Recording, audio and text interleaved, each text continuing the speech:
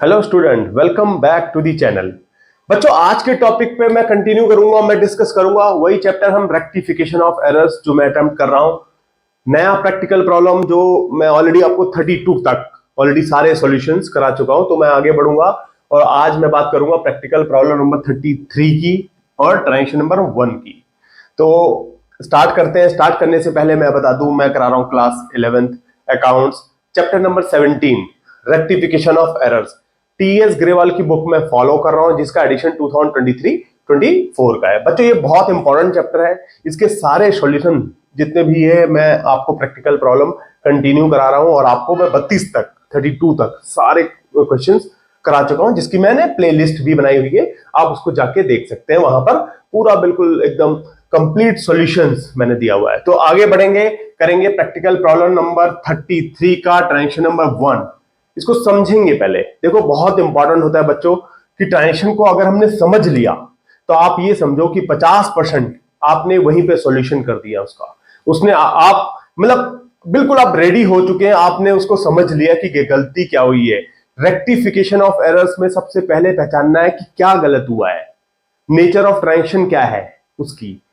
आपको मैं यहां पर सेम वही टेक्निक, उसी मेथड से मैं बताऊंगा कि जब आप पिकअप कर लेते हैं कि क्या गलती हुई है और नेचर, जिसमें जो अकाउंट यहां पर आने वाला है उसका नेचर भी समझ लेते हैं, तो बड़ी आसानी से आप रेक्टिफाइड जर्नल एंट्री तक पहुंच जाते हैं। देखिए बच्चों, द टोटल ऑफ, बिल्कुल ध्यान से पढ़ो, the total of 1 page of sales book was carried forward as ₹371 instead of 317।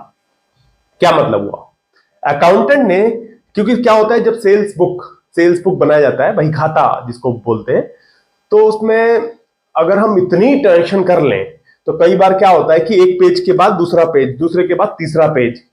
हालांकि आजकल तो कंप्यूटराइज जमाना है, तो इस तरह की गलती बिल्कुल पॉसिबल नहीं है। जब आप टैली या किसी भी सॉफ्टवेयर के थ्रू करते हैं तो कैरी फॉरवर्ड में कभी प्रॉब्लम हो ही नहीं सकती।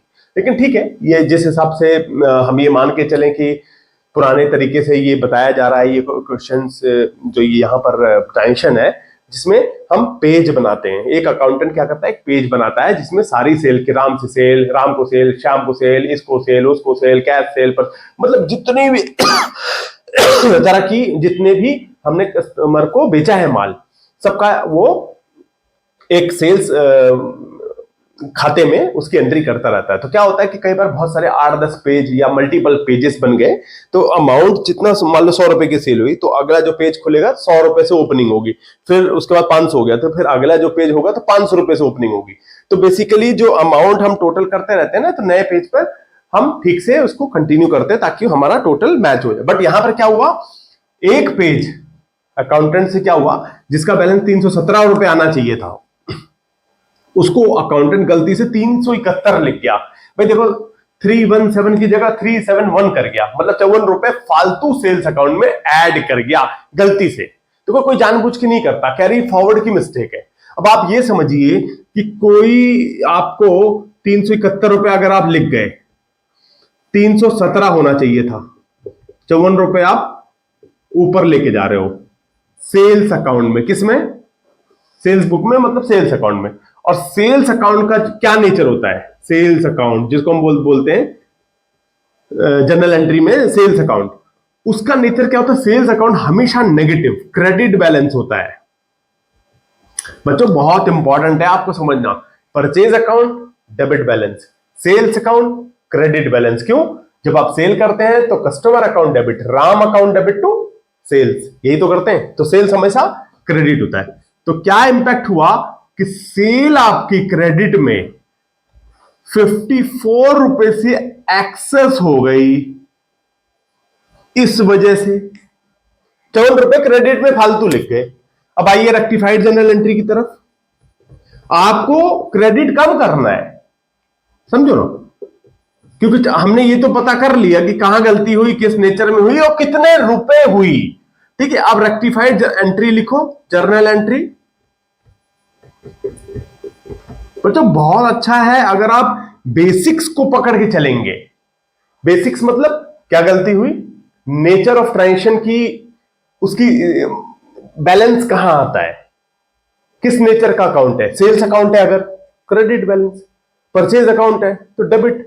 वही आपको फंडामेंटल पता होना चाहिए कि भाई एक्सपेंस और लॉसेस हमेशा डेबिट होते हैं, गेन्स एंड जो प्रॉफिट्स हो वो क्रेडिट होते हैं, परचेज डेबिट होगा, सेल्स क्रेडिट होगा। ये आपको नेचर तो समझने पड़ेंगे। देखो, जब मैं बोलता रहता हूं ना, पहले भी मैंने आपको जनरल एंट्री में बताया, assets, asset, liability, income, capital, LIC जो मैं लिखता हूं, liability, income, capital, assets and आपका expense and loss, expense and income. यही होता है ना। सारे तरह के अकाउंट्स को आपको समझने पड़ेंगे कि उनका नेचर क्या होता है।